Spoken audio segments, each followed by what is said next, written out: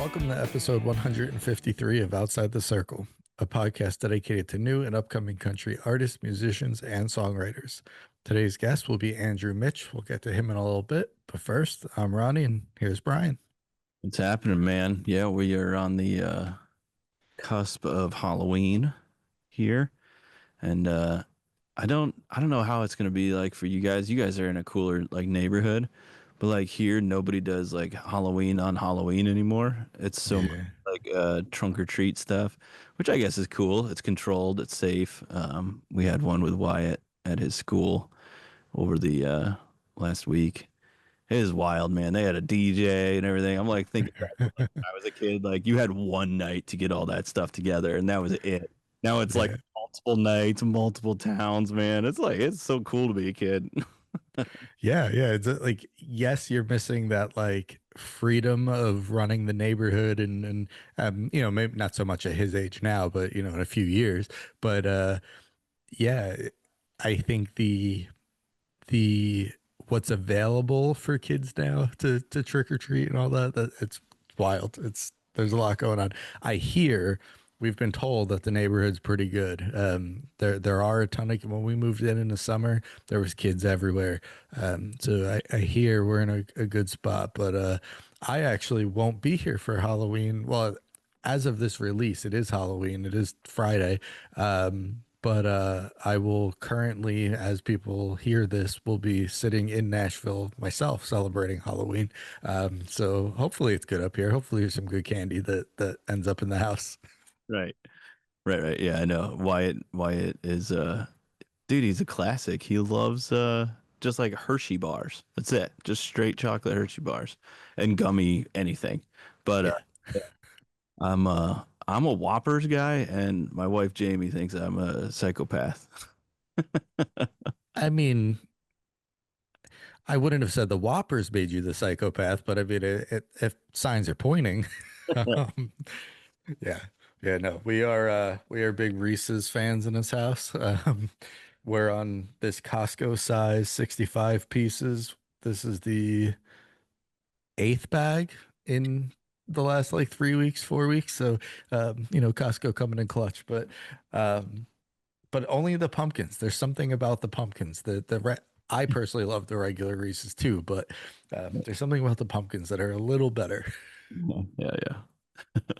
No, so I mean Nashville's gonna be great for you. I think you got a chance to sit down and you got some things setting up for meeting some people down there.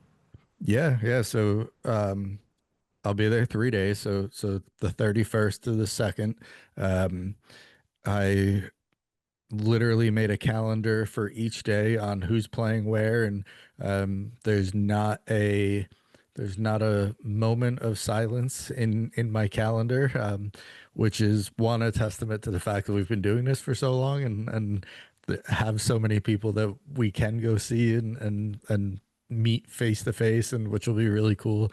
A couple other little things sprinkled in there with some folks that we've met along the way too, and yeah, I mean, I'm looking forward to it. First, it's crazy. I mean, I guess when you think about COVID and that 2, 3 years that kind of took away from the fact that pre-COVID, I think I was in Nashville once every 1.5 to 2 years and haven't been since we started this podcast.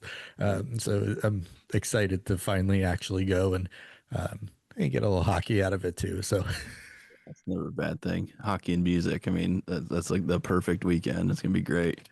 Uh, yeah, I mean, I've heard. I haven't been down there in a minute either, so I've heard that it's gotten quite big in the downtown area.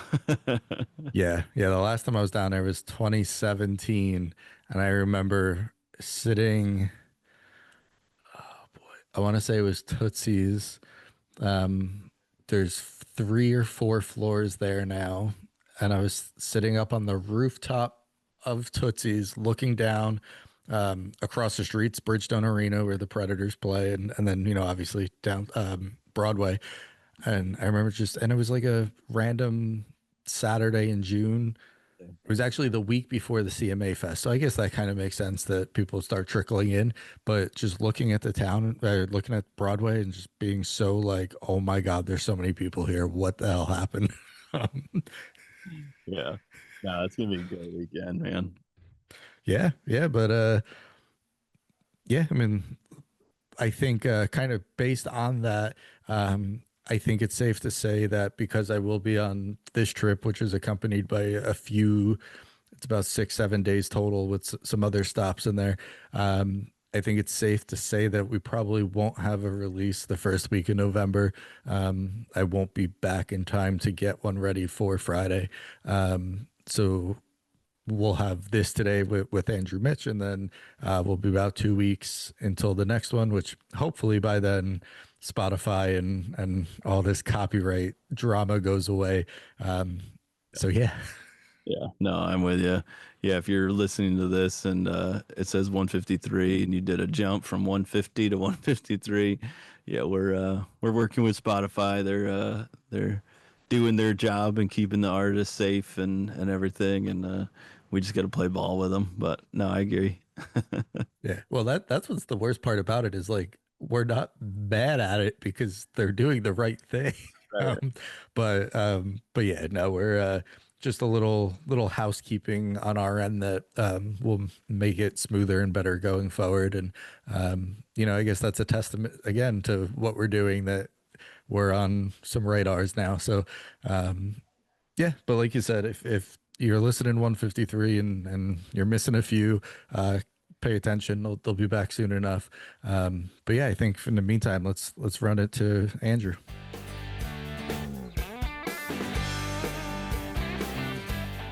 All right, everyone, we're here today with singer songwriter Andrew Mitch. Welcome to Outside the Circle, Andrew. Thanks for joining us today. Yeah, thanks for having me. I'm excited. Yeah, no, we're excited to have you on. We are kind of on the so we're recording this like mid to late September here. So we got some recent releases, some deluxe albums just came out. So we'll definitely dive into all that. But let's start. We always like to start from the beginning. Tell us a little bit about yourself, where you grew up. How important music was in your household, things like that.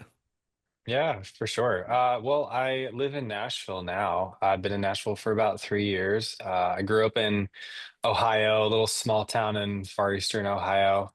And my dad would play us worship songs as kids. He would just sit on the steps with his guitar. My mom put us in piano lessons, and I developed a love for music at a very young age. And I remember just staring at my dad being like, I want to learn how to sing and I want to play guitar. And I was so little, I thought they were his songs. So I was like, I want to write songs too. And then I got older and realized that was a lie. And my dad doesn't write songs, but hey, still, the love for songwriting was instilled in me when I was really little. But yeah, I've always loved music, and I was the only boy that sang in the church choir and eventually moved to Nashville. So the big question here, do you still play piano? I do still play piano. Yeah, my background is blurred, but my keyboard is kind of sitting right behind me here. That's like one of the biggest things. We're like, yeah, I was putting into piano lessons and then never played it again. And then like the first thing everybody says is, I wish I still played piano. So funny story on that. I stopped playing piano for a long time because of that reason. And then some of my favorite artists play piano, and I was like, I guess I got to pick it back up. Yeah. So Yeah. Well, I mean, it's a great instrument to know. Even like, I mean, I can't play piano for the life of me, but even just like the simplicity of obviously there's so much depth to an instrument like piano and even guitar for that matter, and really any instrument for that matter. But I feel like piano's that tool that like every musician needs to have a little bit of knowledge on, and that is exactly. really just propels them in other directions. And so good that you're sticking with it, and it's still a big part of your career here. Yeah. Andrew, whereabouts in Ohio? I went to school in Ohio. Steubenville, Ohio. All It's right. like literally the far eastern tip of the state. All right. I went to school in Chillicothe, which was just north of Columbus. Okay, Columbus is like 2 hours west All of right. Steubenville. So we're like thinking triangular, right? I don't Yeah. know. It's been a minute since I've done geometry. Yeah. I actually spent about 5, 6 years in Pittsburgh, so I'm very familiar with the Steubenville, Eastern Ohio area as well. So Love Pittsburgh. yes, Love Pittsburgh. yeah, great city. I'm more often than not, I still wish I was back there, but things for the better now. Here I am. So, Yeah, exactly. but yeah. All right. So you mentioned that starting piano young, getting into songwriting, all that stuff. Thinking your dad wrote the songs and all that. Um, you mentioned the church choir. Was there like other than like the gospel church world of music, like what was like the I don't want to say like the country or the popular, like what was the mainstream, I guess, that kind of drove you to this pop country career that you now have? Yeah. So I mean, what really drove me to pursue music was honestly Disney Channel. Being really little and seeing all these kids sing and have these singing careers, I was just like, Mom and Dad, I want to do that. Like that looks fun. Yeah. And of course, my parents were like, well, every kid wants to be a rock star. So like you'll get over it. And I was one of the kids that just didn't get over it. And how it turned into country was kind of just a natural progression, I guess, with my songwriting, just loving storytelling and just kind of like I grew up in the country, so that's like where my roots are. Um, and my family, ironically, never listened to country music ever. Like most of my family hates country music. So when I told my parents that I was gonna not only move to Nashville, be a songwriter for real, and pursue country, they were just like, "What? Like, are you serious?" And I'm like, "Yeah, we're gonna do it." And now here we are. Yeah, that's I mean, that's there's a ton of music like that stems from the church anyways and like the gospel and then that. So I mean, it's not like you took a giant leap to the left. Yeah, Like we just scooted over there. yeah, exactly. It took a few steps over. Yeah. Yeah. And I think we probably have a few years on you. But the Disney Channel radio, Disney radio, all that stuff. I mean, our generation of that was the Britney Spears, the Justin Timberlakes, the very Yeah, young. So I get that feeling, wanting to be Justin Timberlake at 6, and then right, yeah, right. I I'm don't, trying to. Mine was. I mean, not Demi Lovato, Selena Gomez. They were like just coming out of Disney at that time, so I was like yeah, right behind that Selena Gomez era, yeah, whatever, whatever that is. I guess I don't know. Ali and yeah. AJ maybe. Sure. I yeah, Yep. I don't know. That's lost on me. I work with kids, so I know those names, but not a clue what those are. But um, um, so I was reading, in your bio and stuff that, you were pursuing education. You were, kind of going down that path, and then all of a sudden, just kind of like like an aha moment that you're going down to Nashville and pursuing music. What do you remember? Like what was that like moment when you were like, you know what, like this is what I'm doing. I need to move to Nashville and pursue this for real. So I was pursuing my PhD in biochemistry. That was like my whole background was in science and math because that's what I was good at. That's what I thought like, I had to do that to get a job, be successful, enter the workforce. And then I just kept writing songs and like kept having all these dreams of really just wanting to pursue music and eventually just kind of phased out of my PhD program. And I was just like, I can't do this anymore. Served tables for about a year in my hometown, just like still making music and kind of learning how to do it in my bedroom. Um, and then one day I just kind of went up to my best friend and was like, I think I need to be in Nashville. Like, I think that's where God's calling me.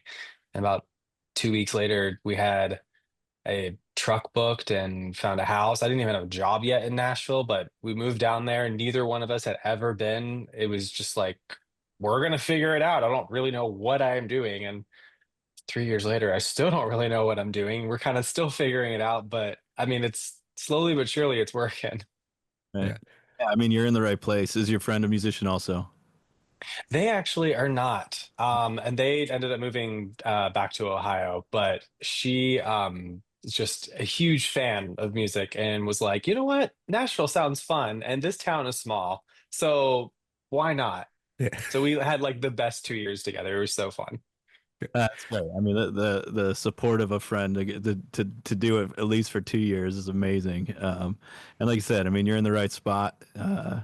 Nashville is a small town, which is crazy. It's crazy to think Nashville is a small town, but it is, man. It's like everybody knows everyone there. Yes, it is very, very small. Like, I mean, you can come up over the hill coming down from Ohio and you like first see Nashville, like you can see the end of it. Whereas, like, when I went to LA for the first time, you come up out of the grapevine and I'm just like, oh my gosh, LA is huge. Nashville's like, that's it? That's all there is.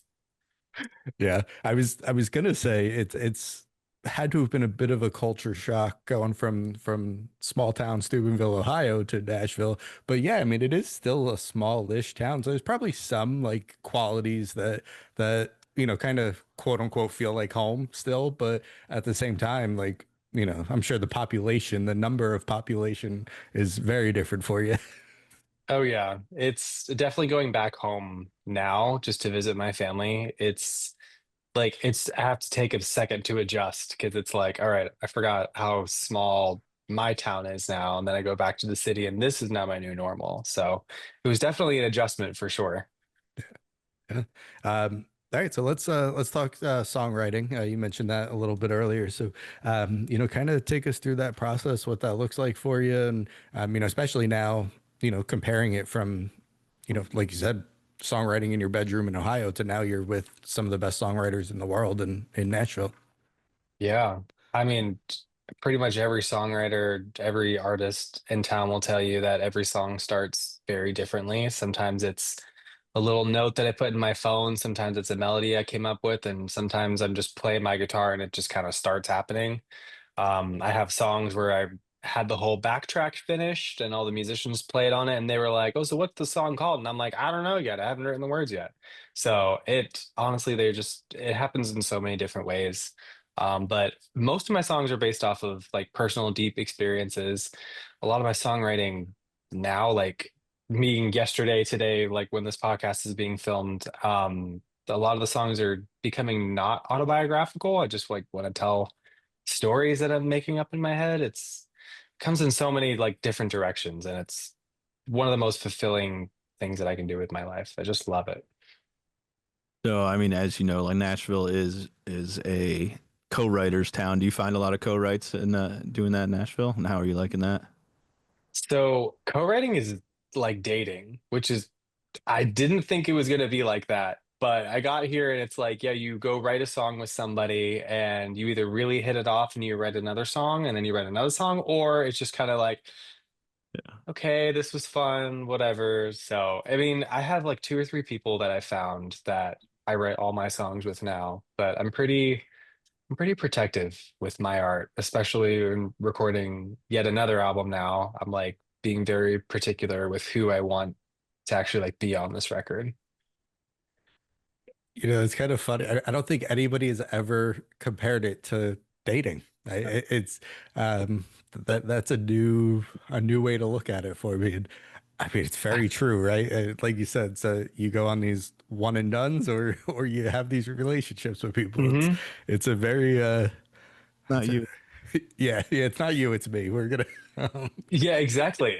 I mean, not to be like crude, but I mean, it's like rendezvous. Like you just kind of go, then afterwards, you're just sort of like, that was fun. We should do this again. I'm like, it's like yeah dating. yeah. No, that's awesome. That's awesome. All right, so yeah, so being in town, like you said, being protective of your work, I'm sure that really, um, obviously it's very important as an artist, and keeping your authenticity and putting the music out that you want to put out, and kind of hate to say it, but not like conforming to like the radio mold or the now with social media, how different that really is when it comes to releasing music and the single world and just constantly putting out music and stuff. But yeah, I think it's really cool that one of the first things out of your mouth in that statement was the importance of it being, in your control. And, that's, as an artist, that's important. Yeah, I mean, that's definitely why I've also chosen the independent artist route. I know a lot of people move to Nashville with the intent of getting some sort of publishing deal, some kind of record deal. And I moved to Nashville not wanting any of that because I've just heard, I mean, you even talk about Taylor Swift's story and how she was just totally screwed over by her label and she had to buy all her masters back and that it was a whole legal war. And I'm like, I don't want to do that. I just want to write music, man. Like, I'm here to create stuff. So, Yeah. Yeah. It's weird to think about it as a business too, like that. Like, like you say, you just want to write the songs. You want to put out the best music that you possibly can. And right.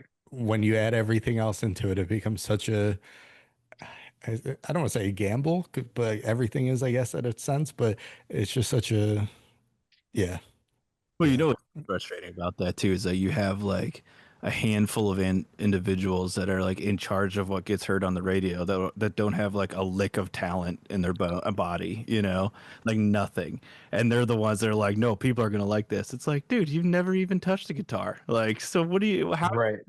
How can you make these shots and call these shots and make these decisions? But yeah, I mean that's the part that gets me frustrated about it. And I'm fully on for independent artists. I mean, that's the reason why we have this podcast is to get these, the independents, the individuals out here and make their voices heard.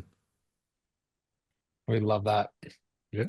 Um, so kind of with that, I feel like that's a kind of a good segue to take our break, play the song that we're going to play for you.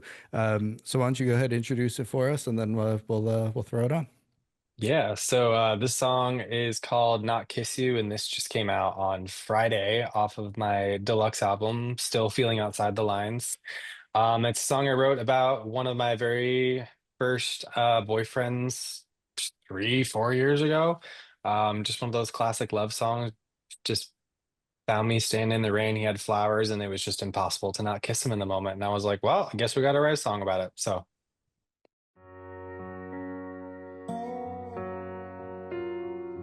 My dad told me it's better for my soul to be alone. Said I convinced myself I'm doing fine on my own. Then there was, hey, nice to meet you, and where you from? And little things like breakfast on the phone. Then you pulled up in your sweatshirt, the one you joked would be my favorite. And you brought me red flowers to show me that you like me way more than a friend. Right there, a little past 10 p.m. All I felt was your haven hands.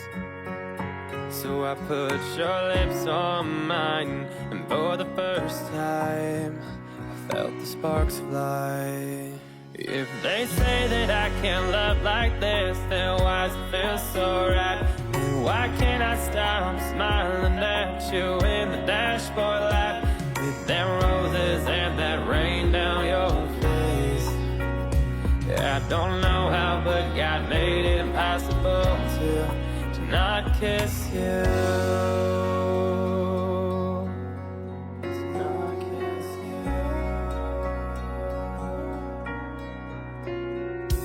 Didn't choose to have these feelings that my church told me to hide.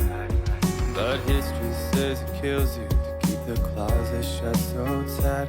So I told my mom about you, and I told my sister too. They liked it better when they kept it all inside. But in your eyes, I stopped hearing all their lies. Cause if they say that I can't love like this, then why does it feel so right? Why can't I stop smiling at you in the dashboard light? With them roses and that rain down your face. Yeah, I don't know how, but God made it possible to not kiss you.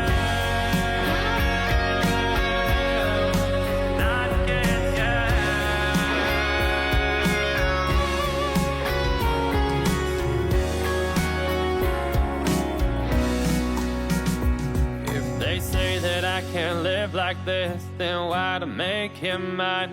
And why can't I stop laughing every time I see you smile? There roses and that rain down your face. I don't know how, but God made it possible to not kiss you. Not kiss you. Made it possible not kiss you. It's impossible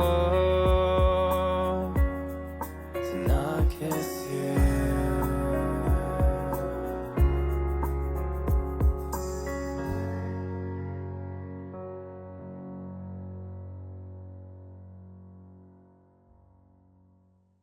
All right, so let's talk about Not Kiss You. You kind of went into it in before we put it on, kind of that love song, first boyfriend, needing to write the song, having that experience. So I guess that is the inspiration behind it, but kind of going into the inspiration behind it a little more on writing it and then ultimately now putting it on the deluxe version of your album.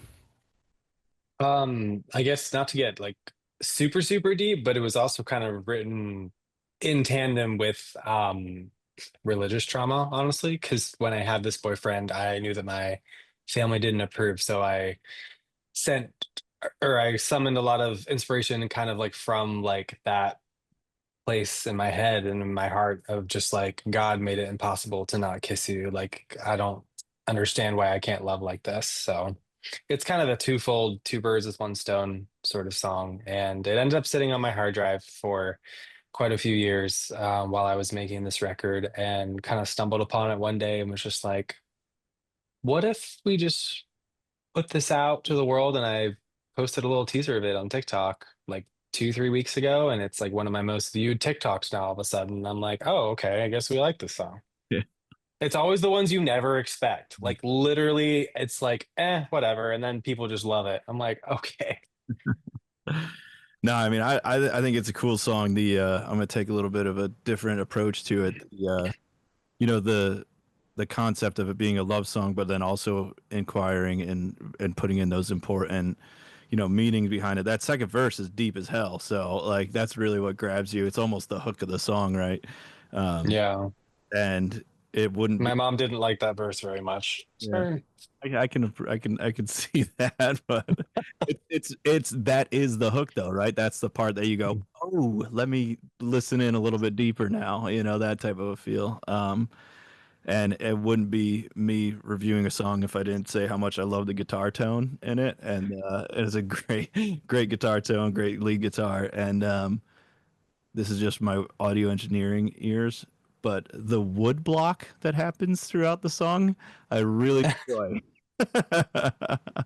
I have a weird fascination with wood blocks, like pitching them like up and down and like putting just like a crap ton of reverb Yeah, on them. That is like one of my favorite production techniques. Like I have like 5 of them layered in that song, I think. It's so fun. all right, good. I'm glad I was able to pick that out because I was like, oh, that's Nobody ever appreciates the wood block, so thank you. You just made my day. Yeah. Well, if anybody's going to pick up on it, it's going to be Brian. It's yeah. But yeah, no, I always comment so that our mold, I guess, our formula is Brian always comments on the technical side of it, the recording side of it, being an audio engineer that he is. I always comment on like the content side of songs and lyrically and the emotions and all of that. And yeah, I mean, like Brian said, I'll piggyback that on that second verse and how powerful that was. And you definitely, how do I want to put this? You get the like it's a love song, right? It's about this person standing in front of you and what you want to do and the struggle with if it's okay, if you can, if both internally and externally. And I I don't write music, but I write words, poetry, books. I write the compensation compensate, is that the right word I'm looking for? The way you put the song together lyrically is so powerful, and I love the way this flows from the first line to the end of the song. It's such a, yeah, I mean, just a way it's, I personally think it's perfectly written word for word from start to end. So I really love this song. Oh, well, thank you. I appreciate that. Yeah, no, it's a, yeah, it's a great song, and I'm glad it made the deluxe. So let's talk about that part of it. So, we were end of September here, like we said, and you just recently re-released the 2023 debut album, Still Feeling Outside the Lines, with a handful of new songs, including Not Kiss You. So, kind of what was the drive to want to re-release this album and get these extra songs out there and really really put it back into people's hands here. Yeah, I mean, it was kind of a few different ways or a few different motivations for putting out the deluxe version. One being that, quite frankly, like I said, I just opened my hard drive and found a couple songs that just needed to have some finishing touches put on them. And I'm like, well, I've already put the time and the energy into creating these. I wonder if people would actually like them. And I also felt like they kind of helped round out the story of Feeling Outside the Lines. My like super OG fans will know that it originally was going to be like a side A and a side B. Like side A was going to be sad songs, side B was going to be the happy ones, and that kind of just ended up falling apart a little bit. But these were going to be some of those side B songs that just never ended up making the original record. So I just decided to put them out, and I'm really excited that people already love them. Yeah, yeah. Well, that was going to be my follow up. Is how has the response been so far? How's people are loving them, and how's that going? So people really love the TikToks and the Instagram teasers that I've been putting out. This is actually a project that we didn't release to streaming platforms, so it's kind of an interesting, different way of trying to get the deluxe songs out there. They're just like exclusively for purchase and CD, whatever, like a Target exclusive, I guess, is the thing that comes to mind. But now that I'm seeing a lot of good response to Not Kiss You on socials, I'm like, maybe we should drop it to Spotify or something. I don't know. Yeah. Like, I kind of want everybody to hear it. Yeah. Yeah, Maybe follow it up with a video or two, a nice YouTube edition there, but a music video. But yeah, exactly. yeah, Yeah, I mean that's an interesting take to just have it be like as a, like you said, like a hard copy or so release. Um, and do you find that limiting? I mean, it's like in that way, like is your demographic only to like those new or like new fans, like someone that's brand new? Do you think that they're going to go out and buy your CD versus them being like, oh, what is the rest of that song? Like, what is the rest of that? And just like look on Spotify and be like, oh, I definitely like this song and like bump your numbers that way. Right. So that's kind of the fun line that we're walking right Yeah. now. That's just going through my, because I was not expecting Not Kiss You to do as well as it has on TikTok. And Mhm. so literally today, just a few hours ago, I was like, I think maybe we messed up not putting it on streaming because I have like a couple thousand new followers now, and they're all asking me where this song is, and then they're all mad at me because they can't stream it. So yeah, it's the constant I mean, walking the line of being a musician and being a businessman and just like where's that middle ground? So that's the hard thing too. If it's only hard copies, like how many people do you know have CD players still? I don't actually know too many people that have CD players. I personally don't even, but I still collect CDs. I collect vinyls that I don't listen to all the time. Like there's something about having a physical copy of something that I just love. I don't know. Like I always just I want a signed physical copy of something if I love it enough. There's just something No, more personal about that. I'm with you. Like Ronnie's definitely like a huge vinyl guy. well, here I'll give you a Yeah. I Wow. Okay. Mine yeah, is like tiny compared to that. Okay. yeah. I hit 870 the other day, so we're our numbers are climbing. But like we've talked about it many times on the podcast of like the days of being able to have something like, physical in your hand to read the lyrics, to see the players, like that was so much fun as growing up as a kid. Like that's how I got to know who like studio musicians are and like got to follow along their careers separately versus like the artists and everything. I just like it in this day and age. It's so hard to like make that your point, like to make that the direction. And I'm not questioning you in any way, by the way. It's just Yeah, a yeah. cool new technique, and it's something that I'm just curious on. I think it's pretty neat. Well, I mean, you kind of touched on it a little bit earlier with like the age of singles that we're in now. Like it's all about Spotify numbers and your streaming because that's just so readily available on our phones. And now TikTok is even linked to Spotify. Like you can just hit add to Spotify on your TikTok and it'll just like send you right over. Like Yeah. we're just living in like a single age right now that, I mean, I don't know. It's crazy, but It's streaming fun. doesn't pay anything. So for those of you guys listening, buy our music. Yeah. Yeah, well, I mean, I guess that's really it too, right? Like, at what level does this is gonna sound like such a weird comment, but like, at what level does it really matter physical versus Spotify? Yes, probably more people are foot trafficking through a streaming service, but Mhm. yeah, I mean, you're right. Like it's not like that's getting you further ahead in certain areas of business. So yeah, I kind of like the idea of doing your own thing here and back to the authenticity, back to the kind of keeping control over what you're doing. Like that, I think it's cool that you're not following the mold on what releasing music is supposed to look like in 2025. We'll see if I made the right choice on that, but Yeah. Yeah. Well, you definitely keep yourself busy on stage as well. So obviously you're doing something right there between stage and in the media. Having gained attention from CMA, CMT, Apple Music, all these outlets within the last 3 years of being down in town. So, kind of take us through like how that recognition, not only helps you in terms of how you feel about the authenticity about what you're putting out in the world, but also, how it's helping push your career forward and, what that's been looking like for you, having the support of these organizations and, yeah, all these different showcases I see you're getting involved in. And yeah, how's that all going? I mean, it's incredibly humbling to see all of it happen. I know that when I put my first song out, and it went kind of viral, CMT's playlist picked it up, Apple Music Country picked it up, and I didn't submit to any of these people. I didn't know who these people were, and I was just kind of literally in my bedroom looking at my phone, seeing these notifications come up, just being like, "Me? Like, are you talking to me?"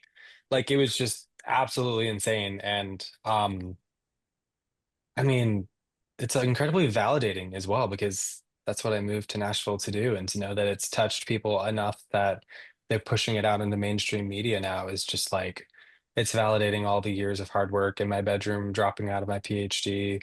Um, and of course, that all gets followed by messages on TikTok and Instagram and everything with people just being like, I got a message from a girl that was like, "This, I married the love of my life and adopted a kid because your song inspired me to do that." And I was like, just crazy things happen like that. So, I mean, I'm forever grateful that CMT and Music Row and everybody has been able to pick up my music.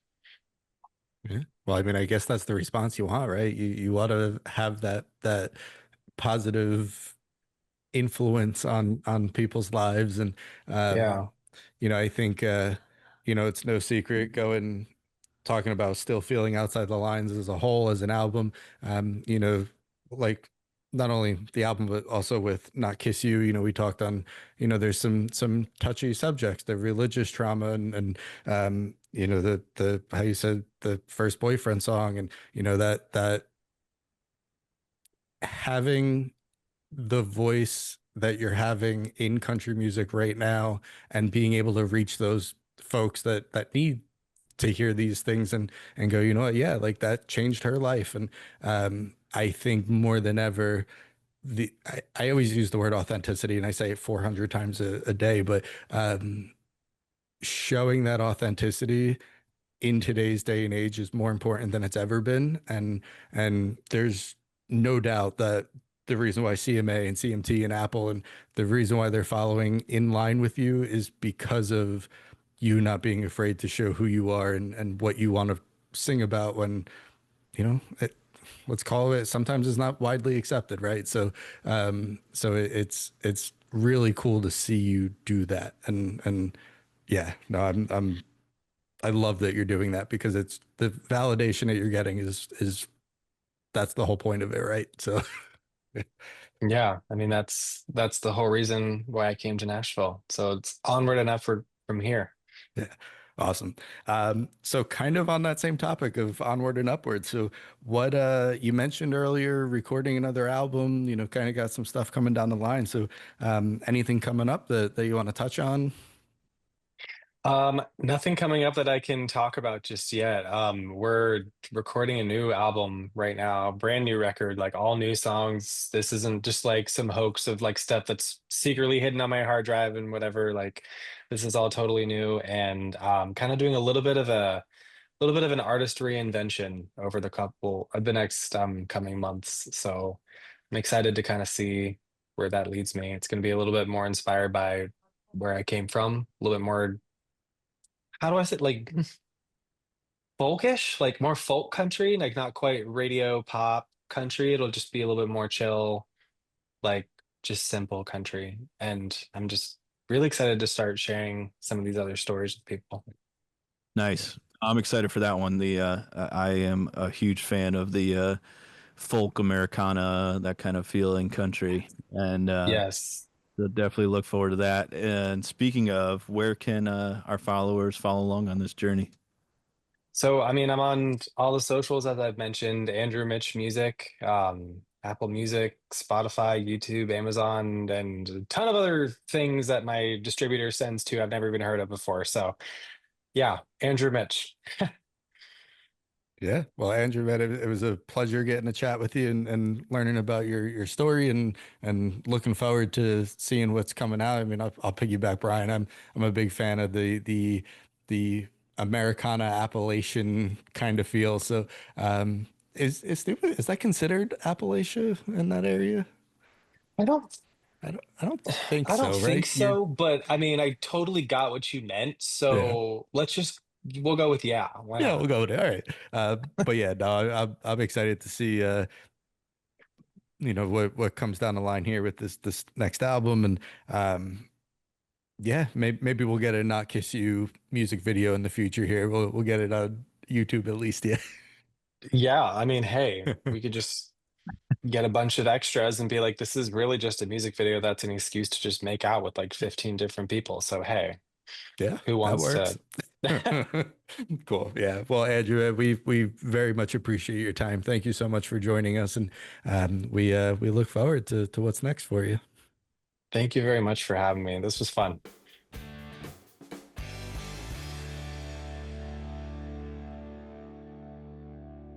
All right, so that was our interview with Andrew Mitch, and yeah, I mean, we didn't really go into him beforehand, but kind of a cool story, talking about how he was sitting in his bedroom in Ohio and literally called his friend up and said, "Hey, I gotta go to Nashville. That's where I'm supposed to be." And 2 weeks later, they booked the truck and they were there. So, that's a true testament of going after what you want and the success that Andrew has had since getting into town is, it only parallels that he was really out there working for it, and it was cool getting to chat with him. No, I mean, I think it's cool, and I like, the stuff that he's doing. He has a very, I guess, I mean, call a spade a spade. It's a very unique part of of country music that he's in the corner of. So I think it's cool. I think I applaud him for, standing up and sticking to, who he is as a person. And I really enjoy that as an artist or an individual. Um, and then, we had talked about it a couple of times afterwards, but like the mention of songwriting being like dating, hilarious. I mean, it's so good. Yeah, it's kind of funny because he was I think we even said it in it that that was the first time we've really heard somebody say it like that. And like you said, we've had 7, 8, 9 interviews since then, and I feel like that's now the topic. Yeah. So he started a trend there, but yeah, no, I agree on the, being. We always talk about authenticity and standing up and singing what you believe, and that's exactly what he's doing. And his 2023 album, Still Feeling Outside the Lines, and re-released with these reimagined versions of some of the songs on there. It's only fueling up to the next album, which he didn't give us too much info. I wasn't allowed to say much, but the fact that he's out there recording another album is exciting. Yeah, man. Definitely want to thank Andrew Mitch for coming on Outside the Circle. Make sure you go and follow him on all of his social media and music listening platforms. We'll leave you today with another track from Andrew Mitch, All in My Head.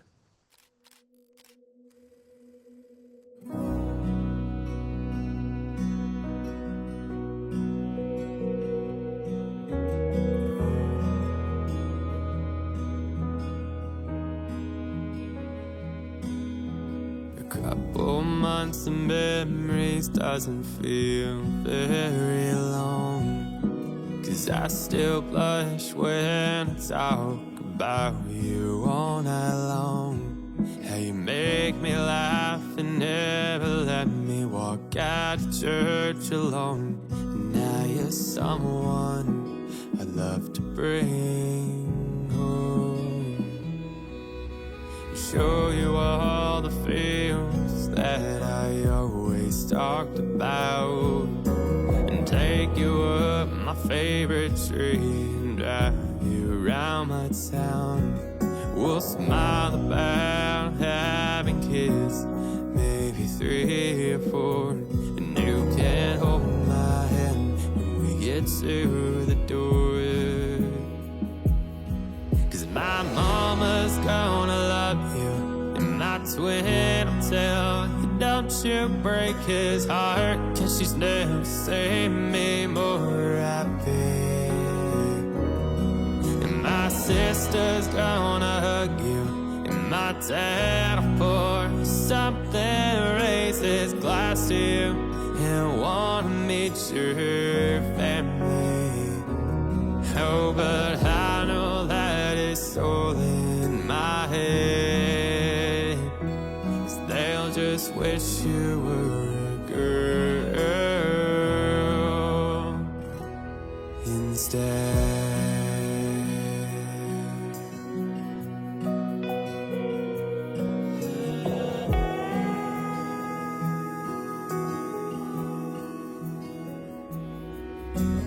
Every single year I'll take you to the Christmas party. My grandma's always gonna smile and give you something sweet.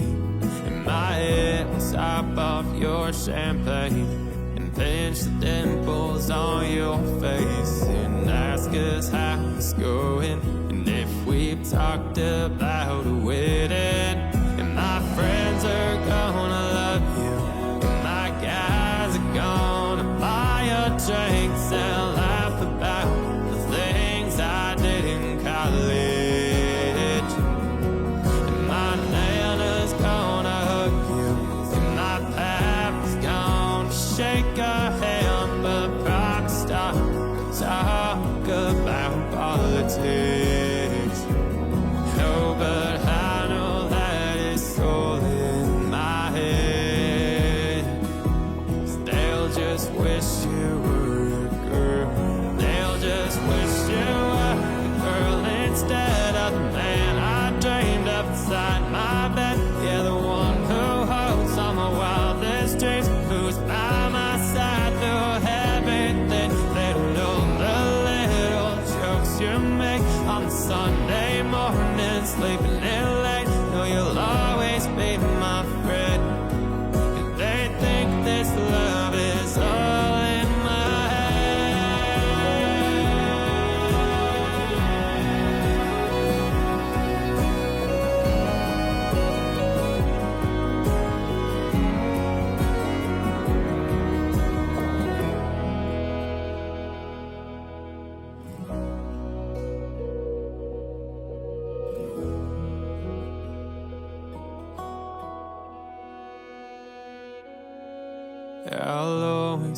the midnight barefoot dances in my heart.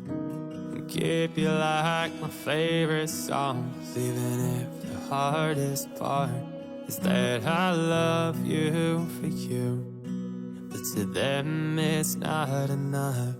How could God make two men to fall in love?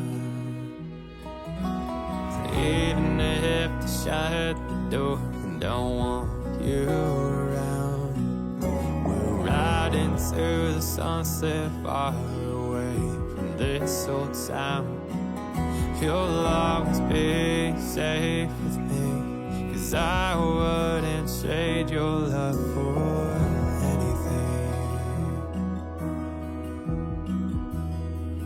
But I'll always wish my mom could love you and say you're everything I want, and how I've never been more happy.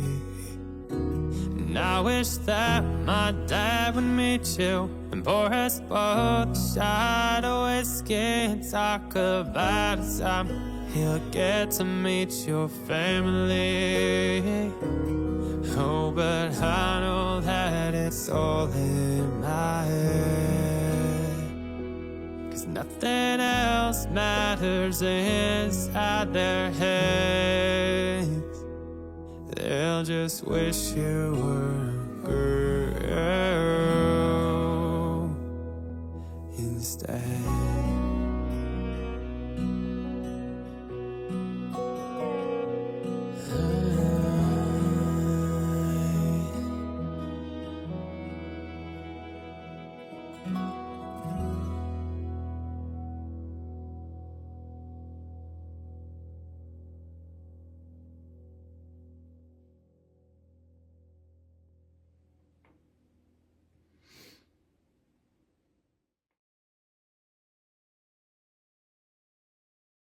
Outside the Circle podcast features music used with full permission from the original artist and or their authorized representatives. All songs are included for promotional and discussion purposes only, with no commercial redistribution or authorized duplication intended. Outside the Circle podcast supports independent artists and complies with all copyright and music listening requirements.